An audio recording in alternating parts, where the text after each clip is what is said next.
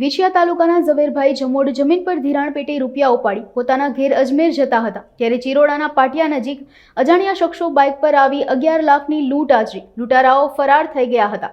ઝવેરભાઈ દ્વારા લૂંટારાઓનો સામનો કરતા તેમના હાથમાં ઈજા થતા તાત્કાલિક આટકોટની કેડીપી હોસ્પિટલમાં સારવાર માટે ખસેડવામાં આવ્યા હતા। વિછિયા પોલીસ રાજકોટ ગ્રામ્ય એલસીબી રાજકોટ ગ્રામ્ય એસઓજી સહિત અલગ અલગ ટીમે લૂંટ કરનાર આરોપીને ઝડપવા માટે ચક્રો ગતિમાન કર્યા છે। રાજકોટના વિછિયા તાલુકાના અજમેર ગામે લૂંટના બનાવની વિગત સામે આવ્યું છે।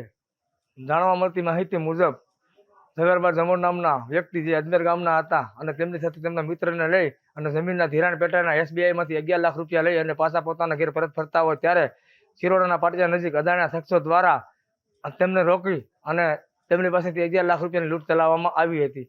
આ લૂંટના બનાવમાં ઝવેરભાઈ દ્વારા એમનો સામનો કરવામાં આવેલ હતો, પણ તેમાં તેમને હાથને ઈજા થયેલ હતી અને જસદણના આટકોટ ગામે કેડી પરવાડિયામાં તેમને સારવાર આપવામાં આવી હતી। હવે પોલીસના જણાવ્યા મુજબ આજે વિછિયા પોલીસ સ્ટેશનના PSI સરવૈયા તેમની ટીમ સાથે રાજકોટ LCB રાજકોટ SOG દ્વારા તાત્કાલિક આરોપીને પકડી પાડવા માટે ચક્રો ગતિમાન કર્યા હતા। અબ તક ચેનલ કાળુ રાઠોડ જસદણ।